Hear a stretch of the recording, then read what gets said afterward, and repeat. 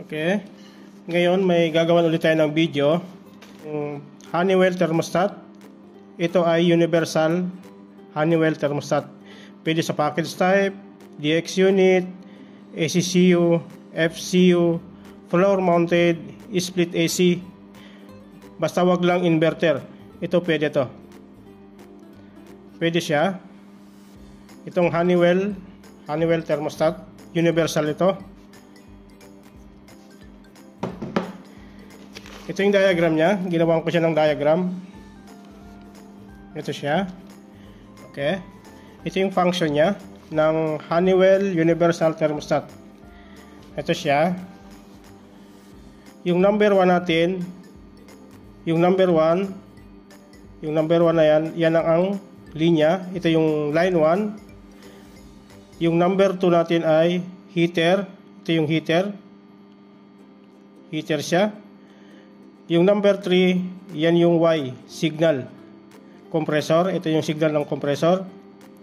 Yung number 5, yung indoor, yun ang high speed.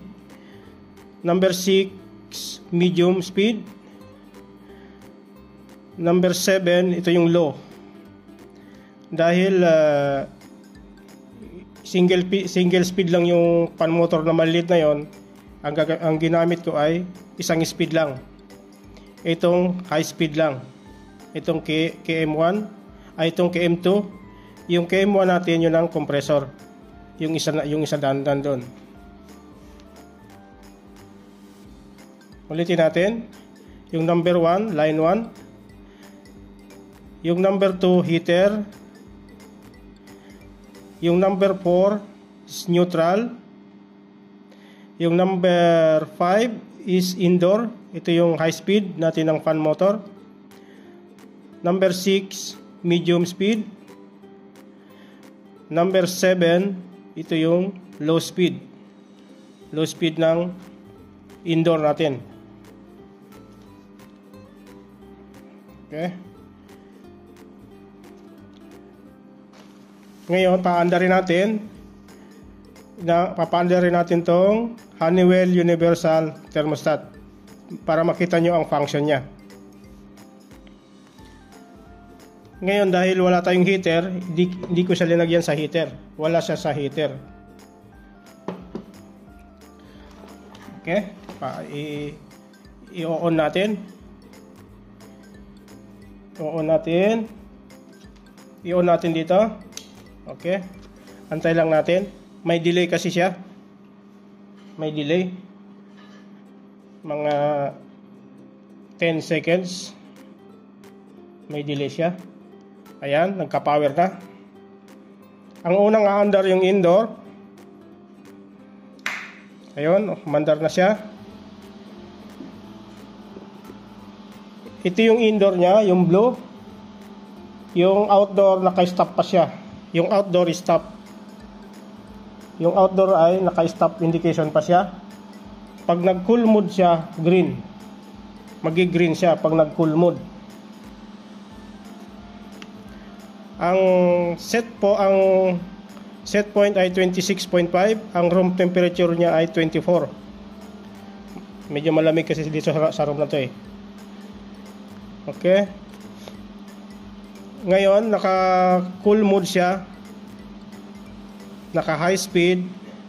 Occupied siya. Ngayon, ibababa natin ang set point ng 22 or 18. Kailangan mag-cool mode siya. Kailangan lumipat yung green na indicator. Bababa natin ng set point ng 18.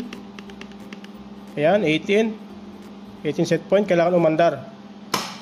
Ayun. Pag nag-cool mode siya, umandar yung compressor, green. Yung indoor, yung blue.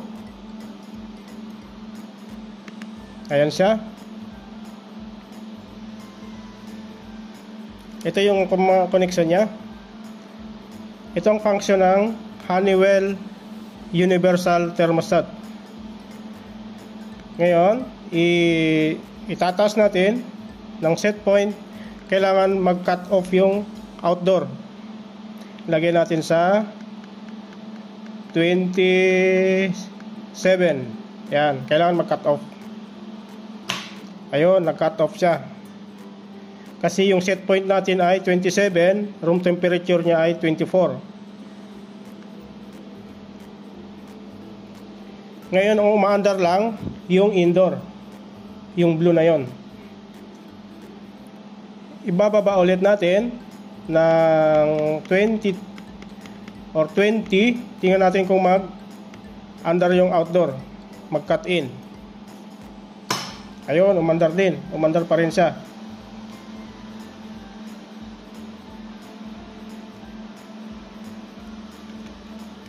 Ngayon, iti-trigger natin yung trip. Tingnan natin kung aandar yung trip. I-trip natin. Ito yung trip indication. Ayun. Trip siya. Nag-trip. Ngayon, reset natin. On ulit natin dito. Hintayin natin kasi may delay. May delay kasi sa timer.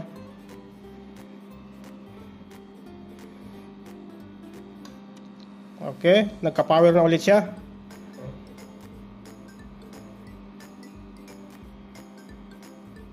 Ayun. Umandar na yung indoor. Ito yon. Ito yung indoor. Umandar na. Ngayon, ibababa natin sa 19 o kaya 20. Kailangan umandar yung outdoor. Mag-cool mode siya yung green. Yon. Okay. Itong Honeywell Universal Thermostat, kahit saang unit pwede to. Wag lang sa inverter. Wag lang inverter. Mahirap pag sa inverter. Sa hindi inverter pwede to. Sa floor mounted, split AC, DX unit, chilled water FCU, package type, pwede to. Or SKM unit, pwede to. Conceal type, pwede to. Marami siyang pwedeng paggamitan. Okay, itaas ulit natin. Kailangan mag-cut off yung outdoor. Yun.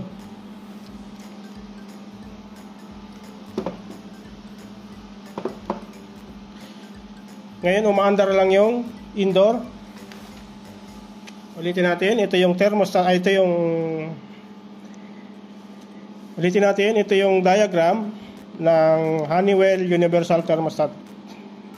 Ayan. Yung number 1, nakakonekta sa timer ng normally open. Tapos yung number 2 ay heat mode. Ito yung heater.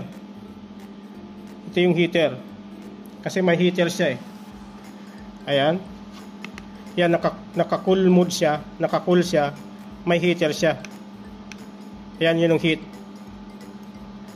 Ayan o. Yan yung heat niya.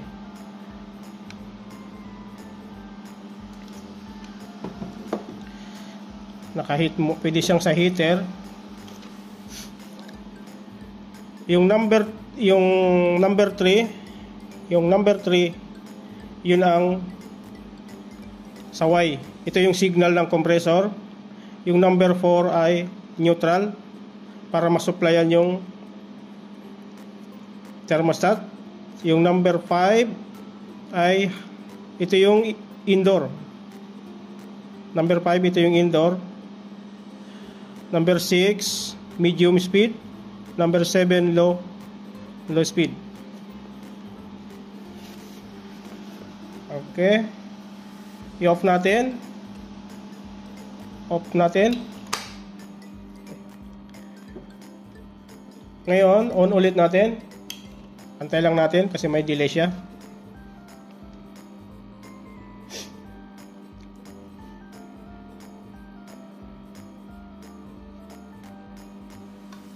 Ayan, may power na. Kailangan umandar yung indoor. Yun. umandar na yung indoor, pero yung outdoor hindi pa umandar kasi yung set point niya is 26. Kailangan bumabasa sa yung room temperature niya is 24.5. Kailangan bago siya umandar, mas mababa dito sa room temperature. Ilagay natin sa 23. Tingnan natin kung mag-cut in. Yun, pwede. Ngayon, pag na-reach niya yung 23, magka-automatic cut off yun. Okay. I-cut off natin. Lagay natin sa 27. Okay. Thank you very much. Sa gusto ng diagram, pwede. Ito. Sa gusto ng diagram, pwede nyo screenshot or mag-message kayo sa aking Facebook, sa Facebook page. Ibibigay ko ito. Ibibigay ko ang diagram na ito. Madali lang to. Ito lang yung ito lang siya. Ito lang. Selector switch, stop, start. Ginawan ko kasi siya ng parang control panel, control circuit. Okay, thank you.